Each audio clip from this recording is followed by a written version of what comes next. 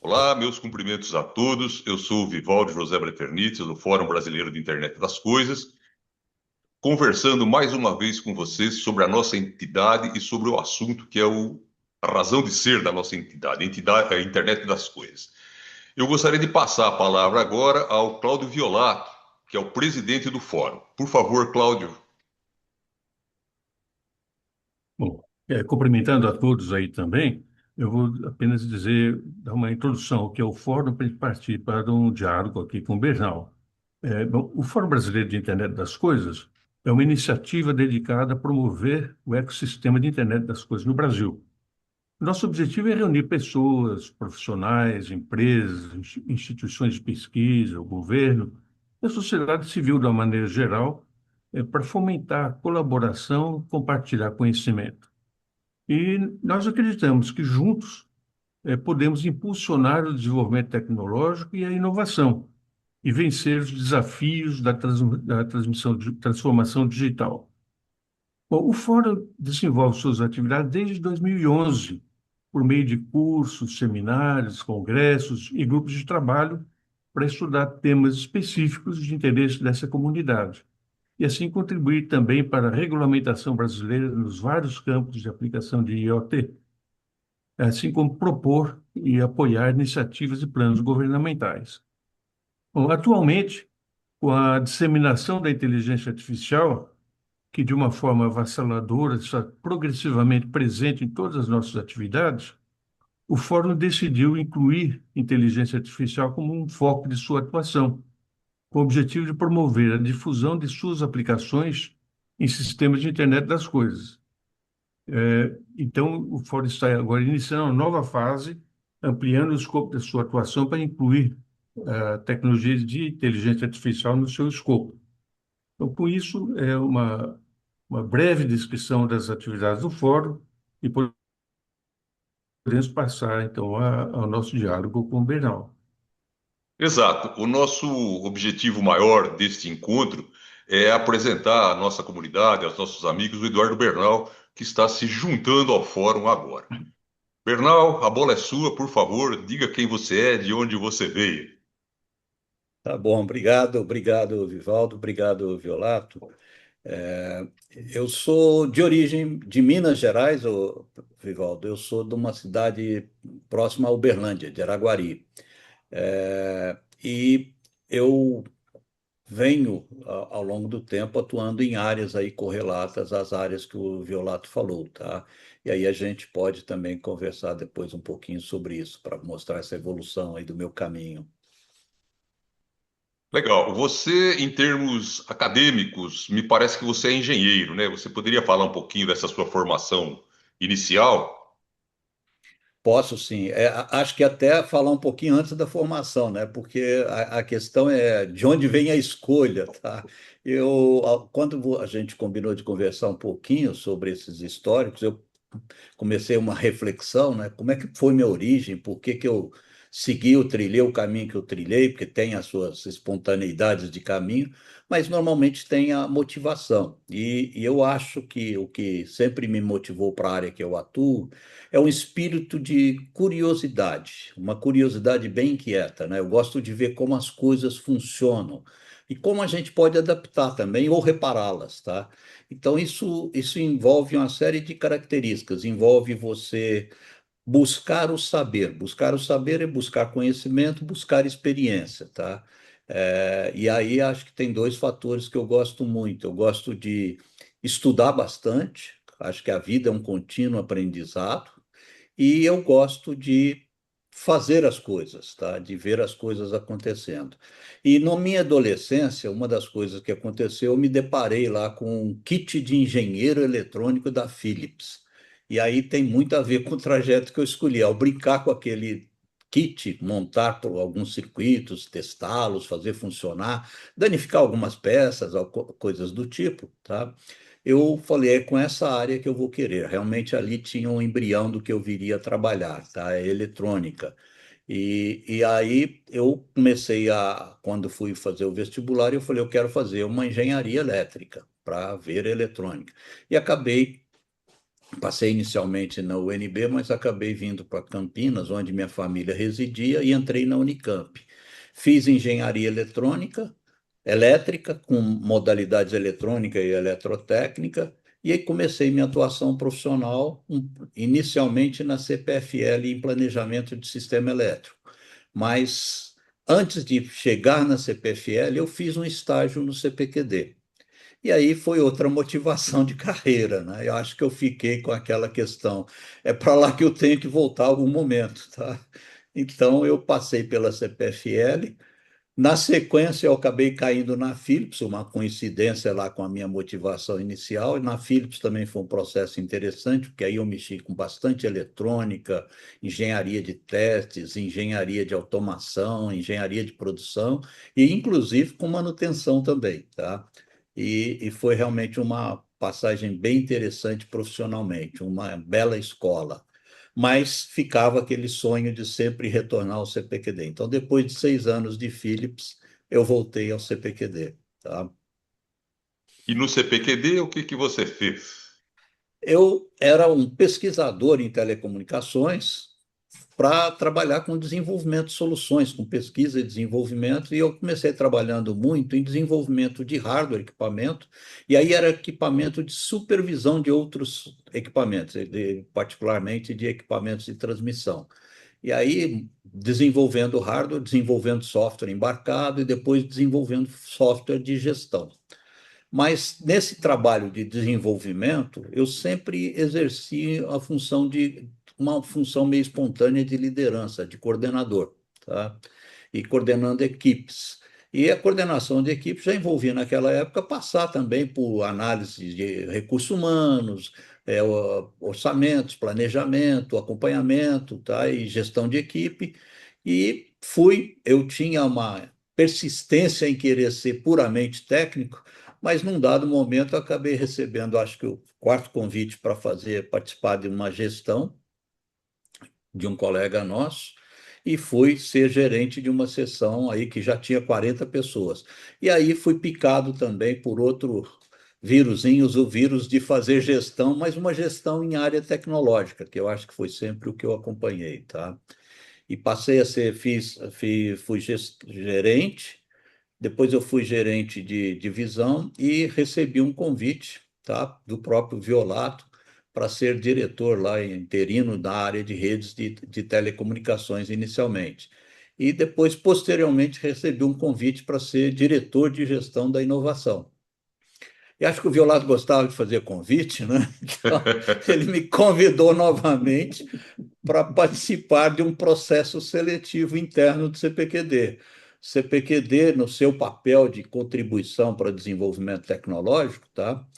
Ele estava buscando fomentar o surgimento de uma nova instituição, de um novo ICT na região Nordeste, tá? E aí, com vários locais em escolha, o CPQD acabou optando por instalar uma nova instituição, uma nova associação, como um ICT, em Fortaleza. E o Violato me convidou para participar do processo seletivo do executivo que iria implantar essa instituição e queria operacionalizá-la, tá? E eu tive a felicidade de ser escolhido e foi um desafio incrível, mas foi talvez o maior dos aprendizados da minha carreira, tá? Eu acho que foi uma das, não foi a cereja final do bolo, mas porque ainda continuo atuando, né, Violato?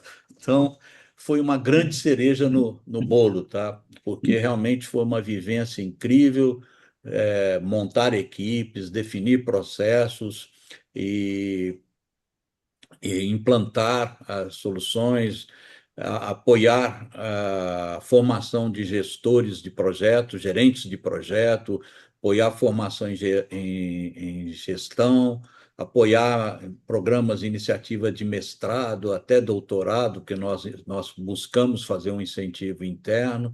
Então, foi uma formação da instituição. E tudo isso apoiado pelo presidente da instituição, que era o Cláudio Violato, sabe? Porque era uma associação da qual o CPQD era um associado, e o Violato, nós tínhamos uma diretoria, e o Violato era o presidente dessa entidade, tá? E eu acabei ficando lá por 6 anos de volta.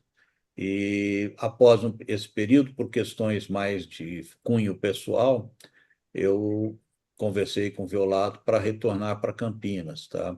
E aí eu voltei ao CPQD como um diretor comercial. E lá fiquei até a aposentadoria. Bernal, Violato, eu não Sabe que essa, sabia que existe alguma coisa chamada Instituto Atlântico, né? Que me parece é o nome dessa instituição, né? Quando eu li alguma é, coisa, eu fiquei surpreendido pela grandiosidade, pela importância dessa instituição. Vocês poderiam nos dizer um pouquinho sobre ela? Quais são os seus objetivos? Como as coisas estão por lá hoje? eu vou deixar Eu o acho que Bernal falar, mas queria não, comentar o seguinte: o, um bocado do que é o Instituto Atlântico se deve ao trabalho do Bernal. Foi quando nós trabalhamos mais proximamente, o Bernal e eu, ao longo do tempo, e hoje é uma instituição sólida, com princípios bem estabelecidos, e isso se deve à gestão do Bernal lá durante esse período inicial. Então, tudo que se desenvolveu depois foi sobre uma base bem sólida, construída inicialmente. Mas o Bernal pode comentar qual é o papel do Instituto não, Atlântico, o que eu ia até pedir também, né, Violata, assim, para você falar, porque um pouco do motivacional do Instituto, né, da criação do Instituto, tá? E se você puder depois complementar, mas eu acho, assim, do que eu acompanhei, do que eu participei da história do CPQD, meu estágio no CPQD foi alguns poucos anos depois do surgimento do CPQD, da criação do CPQD, eu vejo que o CPQD teve um impacto muito grande na região de Campinas, no tocante à formação de instituições de ciência e tecnologia.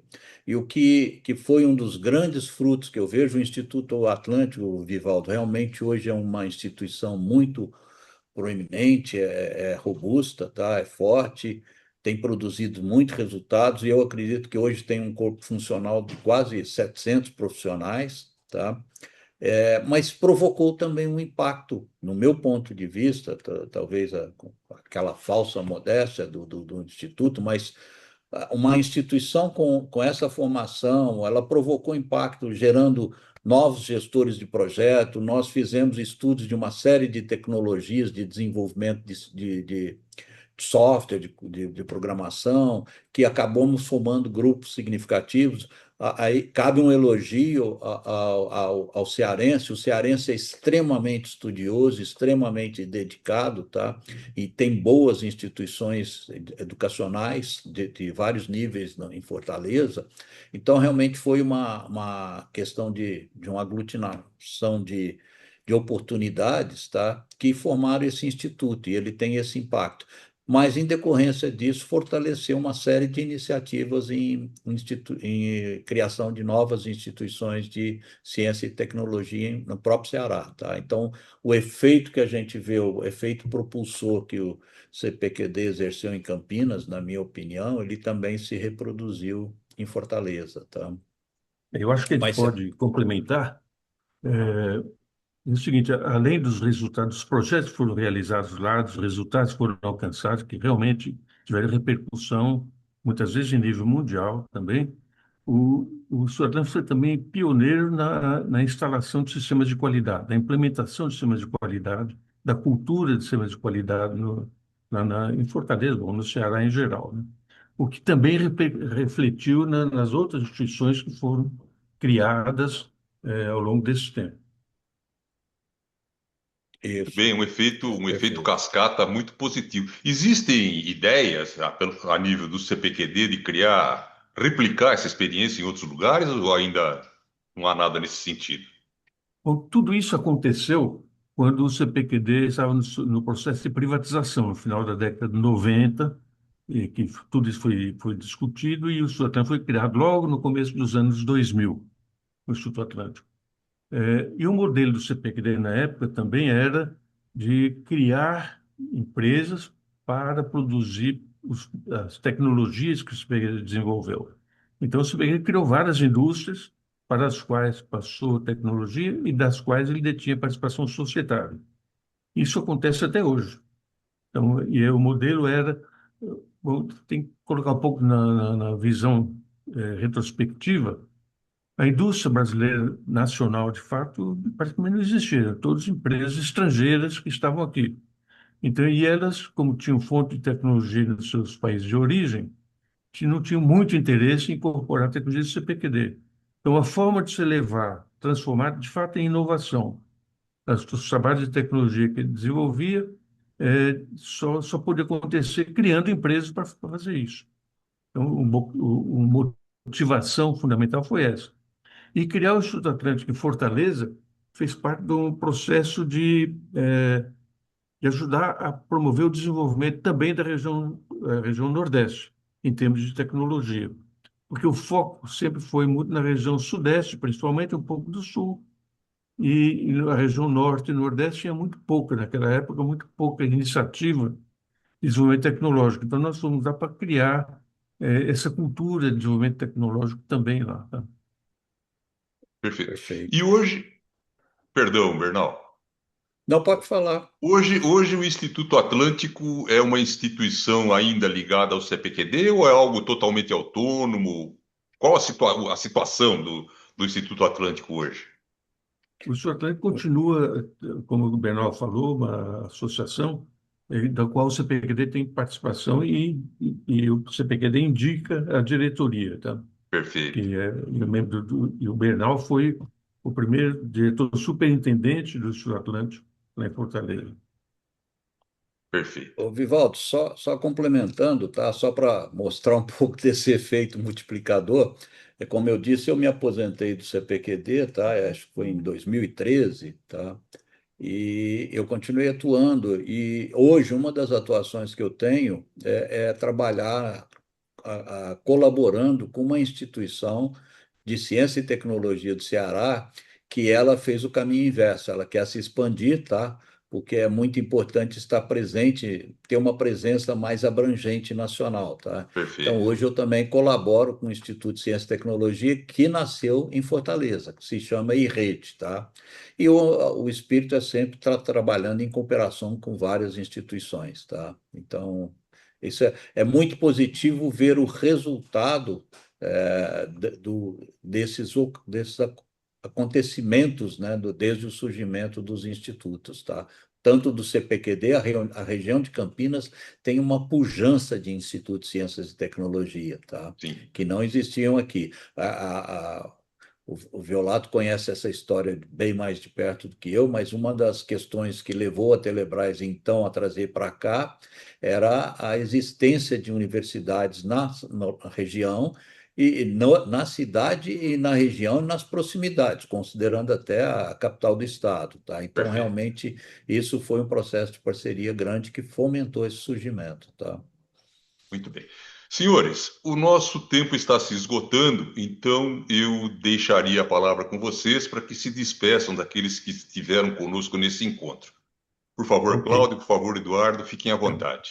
eu gostaria de finalizar dando as boas-vindas ao Bernal, à nossa equipe do Fórum Brasileiro de IoT, que agora está ficando de Inteligência Artificial e IoT, e vocês já podem ter observado que o Bernal tem uma experiência muito grande, que vai agregar muito valor às nossas atividades.